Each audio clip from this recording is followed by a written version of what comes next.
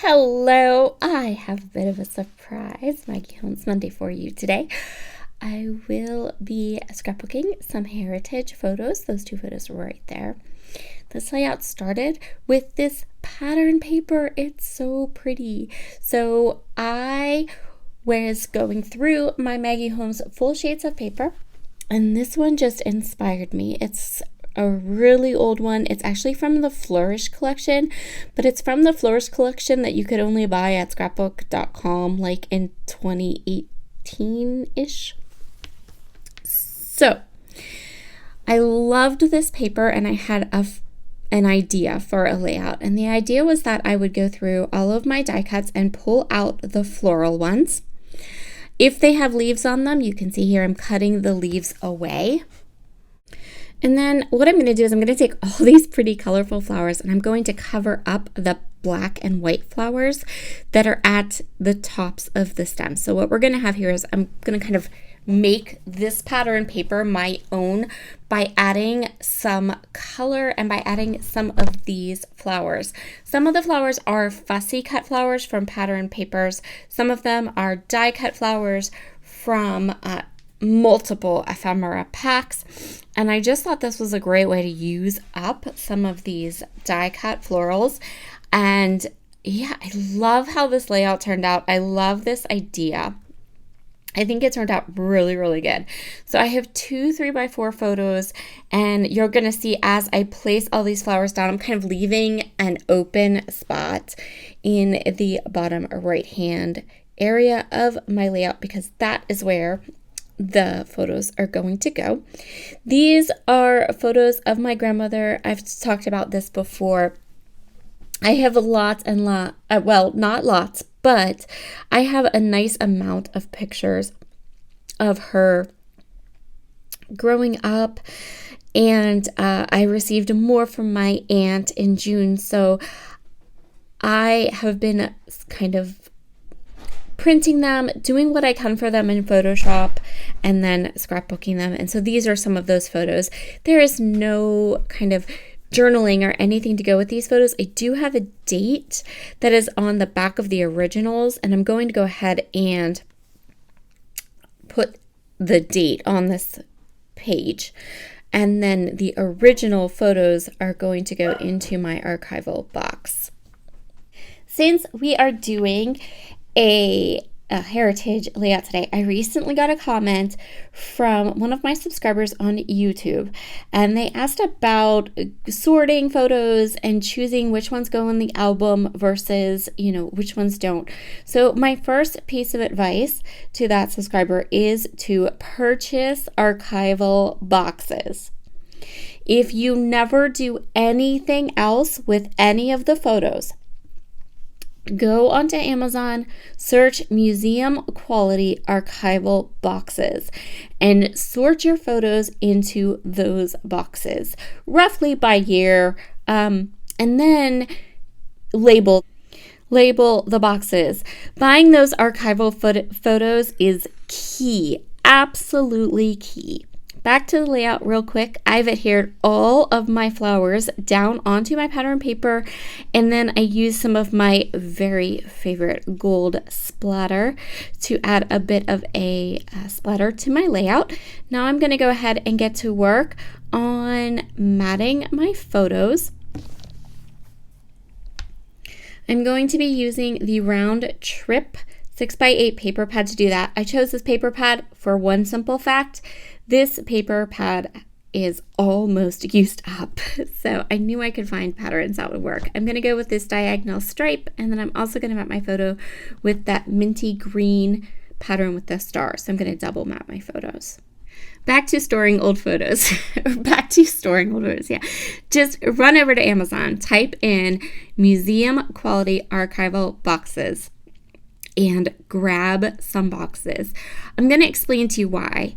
The museum quality archival boxes will keep your photos, the originals, safe. It will keep them safe while you decide how you want to digitize them, how you want to scrapbook them, those types of things. And it will help you then to go ahead and make those other decisions. So the first thing Get the photos out of magnetic albums. Get them away from old paper. Organize them roughly by year. Put them into archival boxes. Once you have that done and you want to scrapbook them, I highly recommend digitizing them first. So the originals will always stay safe in those museum quality archival boxes, and the digital copies are the ones you want to scrapbook with. When you're choosing what you want to scrapbook, choose the photos that you love. Choose the ones that tell stories that you remember. Choose the ones that inspire you. Because remember, you've put all of the originals into archival boxes. So somewhere along the way, another member of your family may want to pull from those photos and digitize different ones than the ones that speak to you. So that is my first line of defense. Put your old photos into museum quality archival boxes and then start to digitize them. And if there's tons of them, like the person that left this comment on my channel has tons and tons of photos, totally fine. It doesn't matter how many you have. Once you have them sorted and in those archival boxes, they are safe. Obviously, you want to be careful not to have them in like a super hot attic. You don't want to freeze them, those types of things. But if you store them in just a cool, dry place, you will be fine. And then you can go through them and you can kind of decide which ones you want to digitize, which ones you want to scrapbook, and it can be a more inspiring project because you're not in a hurry. You're not racing through them because you feel like you need to get them into an album right away. You can just digitize them at your leisure, print them at your leisure, and enjoy the process of scrapbooking them and telling stories. Always try to add a who, what, when, or a date. If you have that information available to you, if it's written in pencil on the back, it's not going to be written in pencil on the back forever. So be sure that when you do scrapbook photos, you add that information into them. Back to my layout. Okay, so I have my photos in place on that mat. I also pulled out a bunch of tags from different ephemera pieces packs, and I'm going to create a little cluster at the top of my photos, to the left of my photos, and at the bottom, including my title. So I chose for my title to use like a cut apart piece. I just trimmed it down smaller, and it will be perfect. I don't want to cover up a lot of the things that I have done on this page, right?